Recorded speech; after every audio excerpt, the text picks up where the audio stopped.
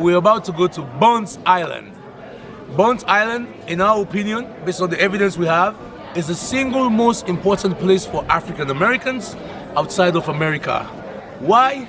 Because from this small place in Africa, tens of thousands of people were taken to a small part of America over a long period of time, enough for people from my country, Sierra Leone, to be able to influence Gola culture in names, language, loanwords, diets, even dancing. Many of Sierra Leonean culture and heritage was transferred to the Americas. And that's what we're doing when we go to Bunce Island. We want to show the world that this place where history sleeps, like I said earlier, is the single most important place for African Americans outside of America. And if you doubt me, rebut me with evidence.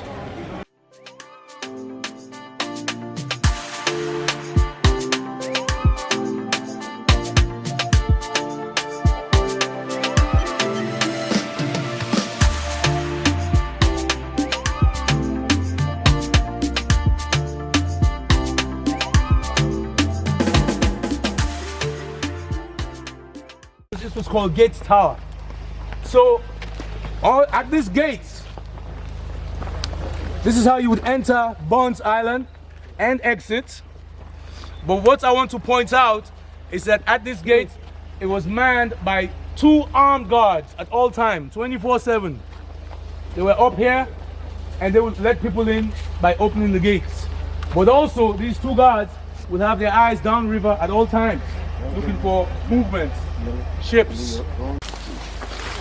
They have a fireplace in there. Can you imagine? A fireplace in Africa.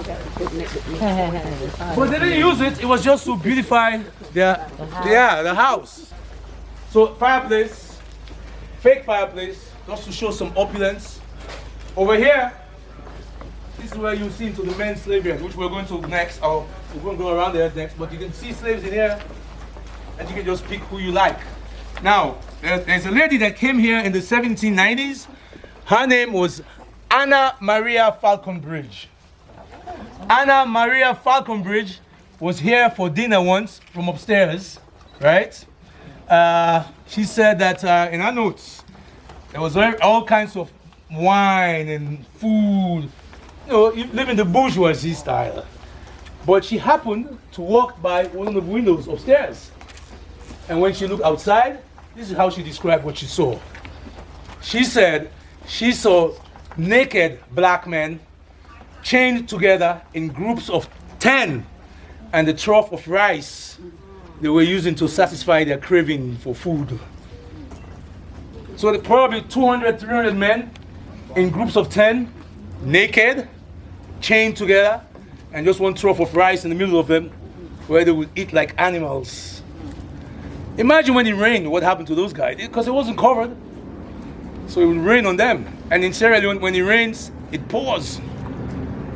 But we're not here to talk about the rain. It's about the guys that were in here. They were chained together and eating off a trough of rice. That's what she saw while she was basking in opulence. See the contrast? But you remember I said that we had castle slave trade? Yeah.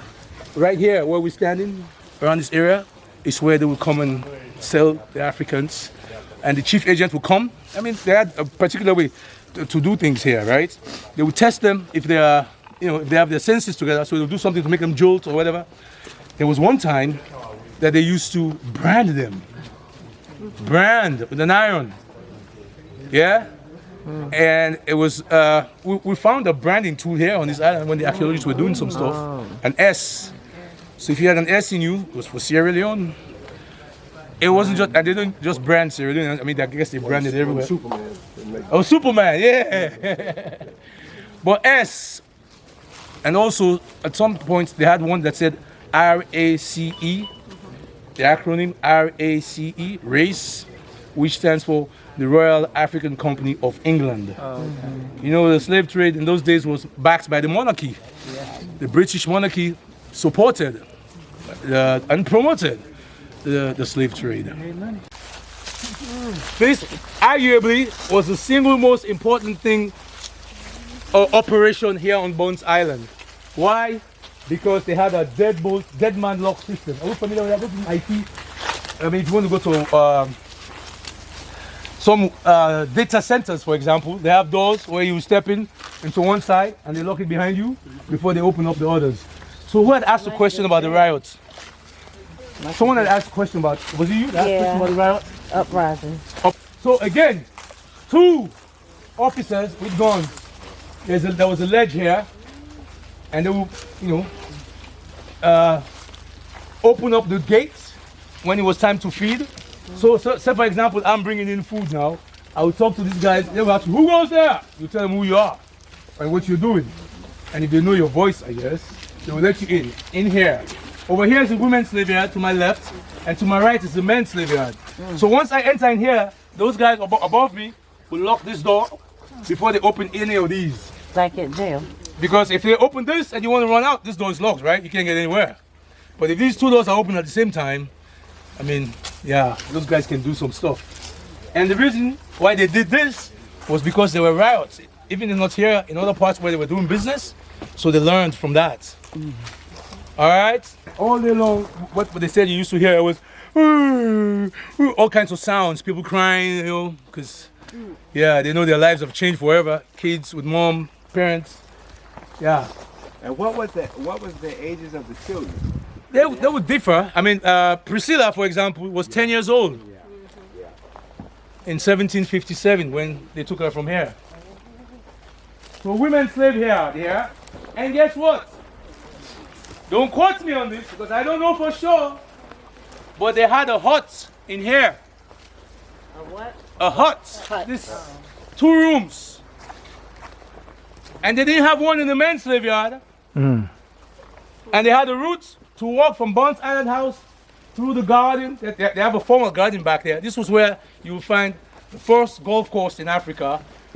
2 holes, a 2-hole golf course was back there somewhere. I'll point you out when we go around there. But if they had a hut in the women's and children's slave yard, and they didn't have one in the men's slave yard, I want to let your imagination flow. Sergeant and Oswald, the company that ran Bunce Island at the most profitable time, I mean, these guys were masters of the business. And they didn't only work with Bunce Island and Africans. They brought things from India. They were engaged in Asia and other parts of the world, the Caribbean. So, for example, the African leaders, you know what was the most important? Because they didn't have cash then. They weren't buying slaves with money. It was to barter system. Who could guess what the Africans wanted more than anything else? No? We're taking rights away. What did they want here? Guns. Cloth. Who said cloth? Oh, cloth. That's it. Cloth, especially from India and Turkey. The African chief want clothing. And that's how they would trade their people. In my heart, I believe America itself was built by us. Because we set the stage to put it on that catapult that it enjoys today. Because rice was the first successful industry in America. South Carolina was the richest of the colonies. Yes. So we built that city. Yeah, America. So cannons, 7 shots. Wartime. Let me tell you how they would do, how they operate if they've been attacked. They will fire their cannons back. If the French were attacking them, because the French are going to come ashore, right? So they would stall them. The Bunce Island chief agent and his workers would stall these guys, thinking that they are going to put up a fight, whilst in the meantime, they are packing up all their wares to make us an escape. I'll show you back there, where they will go to a friendly river, and by the time the French will get here, they won't be here. Yeah. There was one guy called Old Plunkett. He was a chief agent here, but he was a drunk. So he got wasted every day. But I mean, Bunce Island, he had to drink living on Bunce Island. You had to, right? So I need one right now. You need one right now? Yes. So Old Plunkett attacked Bunce Island once. Black Bart, the most feared pirate of his time, attacked Bunce Island once when Old Plunkett was here. Old Plunkett, he was drunk, so he didn't give a hoot about that guy. He fired his cannons. He ran out of cannonballs. He started putting all kinds of metal in there, just firing at the pirates. Guess what? By the time it was done firing, he didn't have enough time to escape, and the pirates caught him right here on the island. And Black Bart well, he was going to cut his head off. He was already in position. But the guy, he cursed at Black Bart so much that even Black Bart's followers. So wait a minute here. Anyone who is bold enough to curse at Black Bart, as this guy has, deserves to live. That is recorded in the British archives. When we talk about an agent who saved his life through the dint of swearing. Island, Africans were brought from far and near to the slave trade prison. They all feared Africans on slave ships last saw their homeland when they left from Bunce Island. The British built this castle. It once was grand, but now the ruins are all that stand. Africans on slave ships last saw their homeland when they left from Bunce Island.